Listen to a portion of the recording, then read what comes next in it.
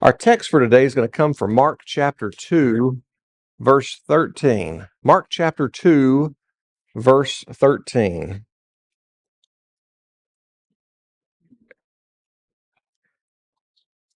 Once again, Jesus went out beside the lake. A large crowd came to him, and he began to teach them. As he walked along, he saw Levi, son of Alphaeus, sitting at the tax collector's booth. "Follow me," Jesus told him. And Levi got up and followed him. While Jesus was having dinner at Levi's house, many tax collectors and sinners were eating with him and his disciples, for there were many who followed him. When the teachers of the law, who were Pharisees, saw him eating with the sinners and tax collectors, they asked his disciples, "Why does he eat with tax collectors and sinners?" On hearing this, Jesus said to them, "It's not the healthy who need a doctor, but the sick. I have not come for the righteous, or to call the righteous, but sinners."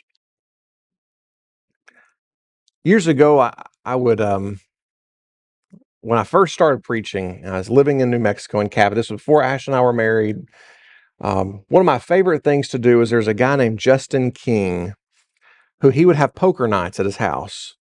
And poker night always consisted of him, a bunch of his rowdier friends, and me. And we would play poker till 2 or 3 in the morning. And typically the night went something like this. We all showed up, we had snacks and food, and everything was generally really casual until the question came about of, what do you do for a living? Which normally always changed the conversation to away from Christianity as far as possible. Once someone found out that I was a preacher, they shut down. They didn't want to talk about it. It was like they were afraid that I was judging them. But it was always interesting that after a few drinks got going and after they kind of loosened up a little bit, the conversation changed. It always came back to God. And the questions always then became, "So preach. You have whatever the question is," and they would ask. I remember one man, I ended up driving him home this particular night. He was an individual who had grown up, I guess, going to church of some form, and in his time, for some reason, fell away. I think if I remember the full story correctly, he was married and divorced, and that was a strike against him. Wife got the kids out of the deal, and he was stuck paying child support. So he worked like a dog, getting child support money. And the pain that existed within him, he cured with alcohol. Whatever he had to endure mentally and emotionally, he found alcohol was the thing that could help him survive life. And those questions that he would ask were always incredible questions. Because as I'm sitting there with him and we're in my car and he is, when someone's a little inebriated, they have the ability to share their entire life. They have nothing holding them back at that point. And I remember listening to his story, and it wasn't but a couple of months later that he showed up at church. And I was kind of shocked when he walked in the door because I thought, man, this is not the last person I expected to walk in the building, but it was not on my radar that he was going to walk in the building. I ran into him a number of years later when Justin passed away, our mutual friend. And at his funeral, he came up to me and he said, those nights changed me. He had no longer drank. And it wasn't that I preached Jesus to him. I really just was kind. I was nice. And as I think about those situations, I want to think about regular people for a moment. People like him. And I wish I could remember his name. I could see his face as clear as day. If you don't know, I'm horrible with names. I can really remember faces. I can see his face clear as day, but I cannot remember his name. And I tried looking for it. I keep notes. I thought, man, I've got this written down somewhere. I don't. But as I think about him, I think about regular people. And when I say regular people, I'm talking about really the not religious people. They have a moral conscience. They're morally good individuals, but they're not overly religious. They believe in God, but they're not going to come running to church every Sunday. They're not immoral folks. They're not scum of the earth type people. They're not out there trying to rape, pillage, and kill, but they're just trying to live their life to the best that they can. They're trying to survive this world. And they're trying to work, make a living. They're trying to do the things that are needed to live in this life. And as I describe that person, no doubt many of you know people like that. You know people who just struggle to live. They're trying their best. And whatever coping mechanisms they have adopted to survive life are the coping mechanisms they have. And that's what they do. And in our text today from Mark, what I realize is that Jesus picks people like that. He goes to the regular, everyday folks and calls them to him. And that should be a call for us. As I'm looking at the text here in Mark chapter 2, verses 13 and following, there are a few things I notice that just on a casual reading stick out to me. And the first one is that Jesus is walking along. He is probably intending to pray. He's probably trying to be somewhat by himself, and the crowds are gathering around him. And as he is walking, so this is not like he is pointed out and like he is on his way to Levi, even though he probably could be. It's as he's walking, he sees Levi in the tax collector booth and he says, "Follow me." Now, Levi stands out to me first off because the name Levi is special. It is the third name of a family name. The Levites would be named after this name. And so as I look at Levi and I realize that he is probably the son of a very Jewish man, he is probably the child of a good Jewish mama and a good Jewish daddy who made their son go to church every Sunday or Saturday in their world. And he came from the family where they had high expectations and high hopes. I imagine this mama and Alphaeus prayed nightly for their son, that he would grow up to be a good Jewish boy, that he would defend the Jewish faith. He probably even dreamt that himself at some point. He probably thought, what would it be like to be the good Jewish boy that mama and daddy want me to be? But life didn't play out that way for him, did it? Whether that was his choice or not, we don't know. Why he didn't become the good little Jewish boy that mama and daddy wanted, we won't know. What I do know, though, is that he became a thief. And when I say thief, he's a tax collector. And the way that tax collectors made their money was they said, well, I'm supposed to collect, let's just say 10%, but I'll collect 20%, I'll pocket 10, and I'll pay the 10.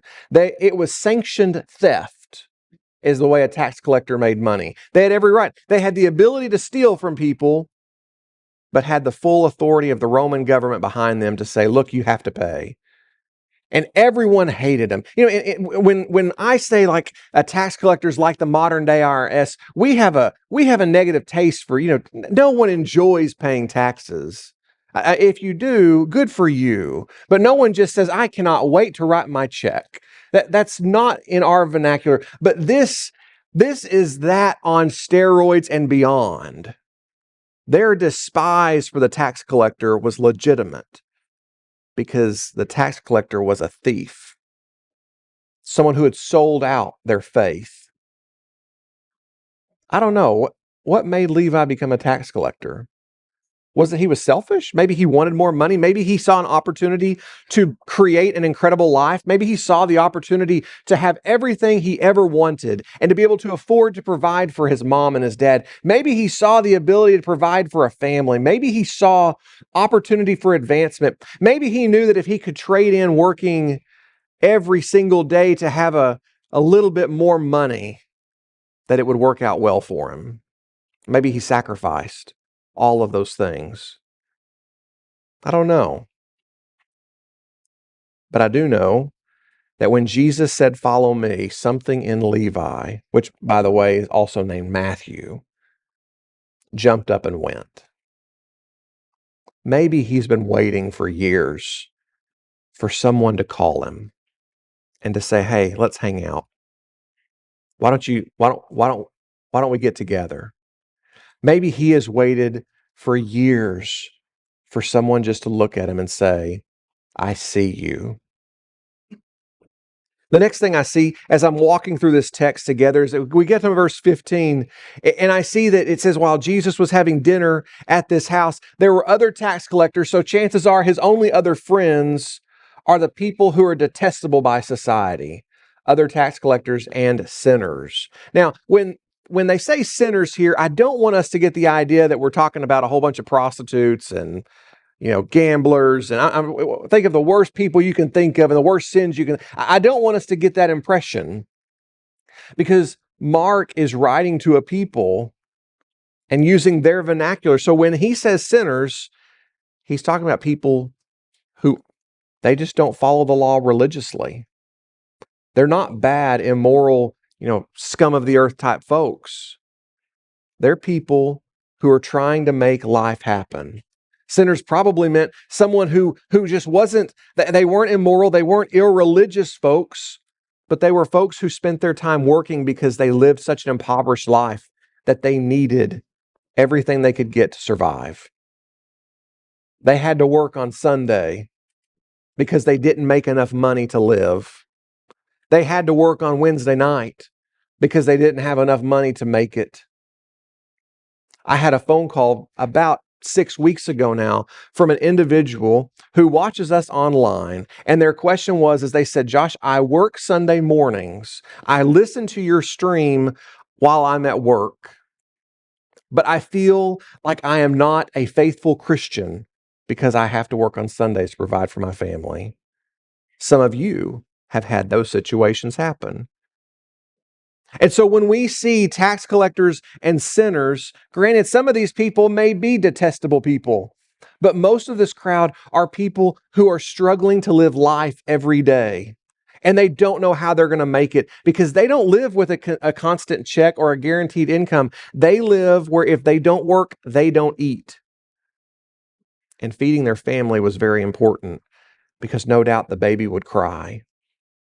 The child would die of malnutrition. The things that they needed had to be met.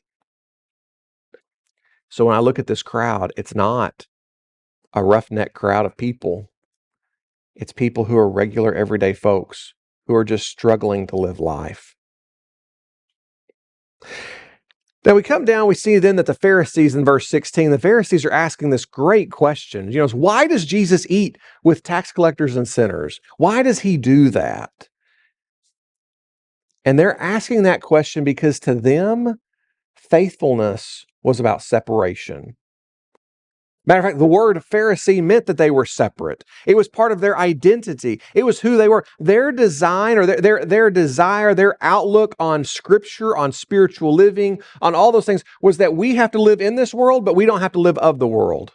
We're going to live in this place, but nothing's going to touch us. And we're going to do everything we possibly can to live as separate and as isolated as possible. So I don't want to spend any time with people who don't look like me, smell like me, in the same socioeconomic status, who have the same skin pigment and skin color as me. I don't want to live among or be among those type of people. That was the Pharisee. I'm going to live among Pharisees because I know that their children are raised right. I know that their wives act right. I know that their husbands act right. I know that there's going to be a guarantee standard for how you live life if I spend my time with the Pharisees. And so that's what they did. They found holiness by keeping themselves, quote, clean from the world. I find myself doing this sometimes. Most of my friends are youth folks. I don't really have a lot of friends that aren't here. Part of that's my work environment is here, so I don't really have people that I encounter on a regular basis. But I remember being taught as a kid, bad company, can someone finish the phrase? Corrupts good morals. If you lay with dogs, you'll get fleas. These were things that I was taught as a kid. I remember being taught all of these things through my life to keep myself separate from, and granted, that's good advice for a teenager. That's good advice for a child. That's good advice to be shared and to be honest among all of us, that we have the real power to be infected by sin if we're with sin. But notice what Jesus does. Jesus is with the people who are detestable, the people who aren't living the way that I think life should be lived. And he changed them. They didn't change him. I think that's the challenge here in the story, is that we have to be living with people. We have to be living with the dogs, but we have to live in such a way that we don't act like dogs. That we, in turn, change them, that we make them better people, that we're bettering the world that we live in and that we are surrounded by. I fear sometimes we seek isolation like the Pharisees instead of seeking to be with people and make their lives more blessed. The last thing I notice in this is what Jesus says at the very end.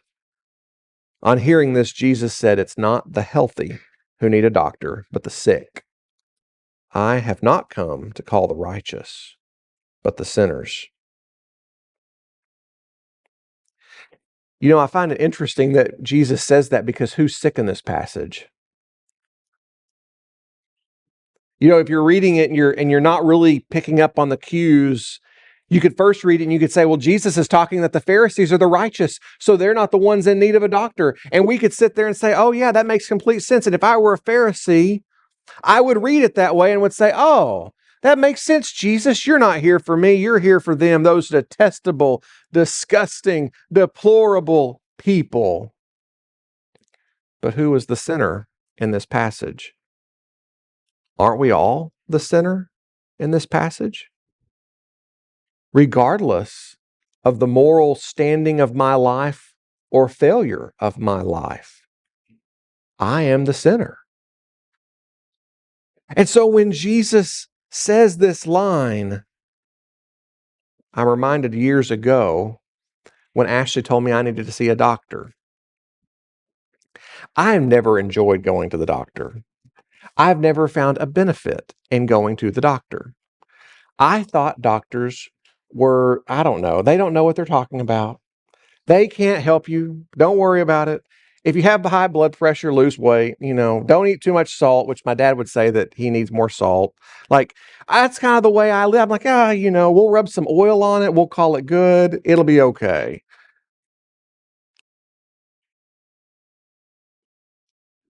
When we first moved to Louisville, the doctor I wanted and the doctor I found was one who did not meddle in my life. I went to him. Ashley hated the guy. I went to him and I said, I love the guy. You know why? He said, hey, how you feel? I feel great, doc. Okay, good. I'll see you in a year. Literally was my physical. Best doctor ever. And I think about that and I go a few years in the future and I realize that nothing has changed in the medical community. I mean, things have advanced. There's always new technology. But my perspective has changed. I see myself as one who is sick and is in need of help. The truth is that Jesus says this line to people who were needing to see themselves as sick and needing to get well. The tax collectors and the sinners saw themselves as sick and were needing to get well. And the Pharisees didn't see themselves as sick. They wanted the doctor who just passed along and said, oh, you're good, don't worry about it. when Jesus is the doctor who comes in and says, I want you to have life, and I want you to have it to the fullest. Oriental medicine has this interesting take on doctors, and I like it. It's the idea that you fire your doctor when you get sick because their desire is to keep you well, is to give you health. And I look at Jesus and I say, that was what he came to do, was it not? He came that you would have life and you would have it to the fullest. That the sickness of sin would not weigh us down. And in this text, he is coming to regular, everyday folks, people who you work with, people who are at your school, people who are at your workplace, people who you meet at the grocery store. They're coming to families like our Sunshine House families, the families that we would see around in our neighborhood. These aren't horrible, immoral, corrupt human beings. These are people who are struggling to live their life to the best they can. Do they make the wisest decisions? Think of some of your coworkers. Do they make the wisest of decisions? No. We all know it. We could sit there and look and could analyze and say, look, your life is messed up. And if you would make these decisions, it would be better. But we know those decisions because Jesus is in our life. We know those decisions because we may have grown up with Jesus in our life. And some of these people never even heard the idea of, you mean I'm going to get married and stay married to this person? Some of these people have never even heard the idea that, you mean I'm going to get a job and I'm going to work to pay for things? Some of these people have never heard these ideas before, and we think everyone should know them. This is common knowledge, but common knowledge isn't that common. These are people who are struggling to live life, just like you and just like me. The difference is that Jesus has taught our life so much about how to live. So I think this text is telling us that we need to hang around regular folks, people who don't know Jesus. And yet again, when I say regular, people who don't know Jesus, they don't know the goodness that he can provide for life. They don't know the ways that he can bless them. But he ate with undesirable folks and he changed them. So my question for you is, who are you going to surround yourself with this week? I fall guilty of surrounding myself with people like you every week. I surround myself with some of the blessed, some of the most amazing people every week. My life's surrounded with people who are just like you. I'm so fortunate. But when it comes to this example, this is a struggle for me because I'm going to have to find somebody who I would say, you know what, these people, this is a person that's different. This is a person who doesn't know Jesus, and I have to be the positive light in their life. But you, on the other hand, have it easier on this part. Most of you are going to go to work with somebody who doesn't really know who Jesus is. Most of you are going to go into an environment at some point in some time and not know or be with people who do not know who Jesus is. And let me ask it this way. Can you imagine a world, what our world would be like, if every one of you had one person who you said, this is my non-church friend who I want to know Jesus. This is my one person who they're just like everybody else in the world, but they don't know Jesus, and I'm going to be there so they can learn Jesus. What would our world look like? Can you imagine if every one of us had one person who we said, this is my non-church friend who I'm going to teach Jesus to? And I'm not going to hit them over the head with the Bible. We've done that enough. We've done that enough. I'm going to show them Jesus in my life. I'm going to show them how Jesus calls us to live. And when they ask, and they will, I'm going to be ready to give them an answer for how he's blessed my life and how he'll bless my eternity. I forget who has our, is it Brandon? Brandon Gilstrap has our prayer. As Brandon comes to lead us in this prayer, I want to pray for all of you. I want him to pray for all of us, that we would be friends to people in our world, in our neighborhoods, in our communities, to better their life for the cause of Jesus.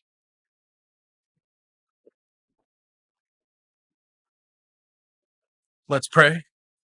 Thank you, Father, that we were able to be here today and to hear first from Russ and then from Josh these lessons. I ask that you let us take into account that we don't know when that last day on the calendar is going to be, but that we should prep and live our lives in such a way that we're ready for that no matter when that comes. Lord, I ask that we be cognizant of the people around us in our lives, that we be empathetic and sympathetic for the things that we see and for the multitude of things that we don't see. But that we always remember that you didn't come for those who follow exactly what you need, but you came for those who are sick, those sinners, and whether that's us or the people that are around us in our lives, we ask that you let us always be showing your love and your message to them. I ask that as we go out into the world, that we think about the people that we surround ourselves with, that we make sure that we're an example to those around us, and that at times we surround ourselves with people who can strengthen us as well. I ask that you be with those who aren't able to be with us right now. Please bless them and heal them and bring them back to us. I ask all these things in your son's name. Amen.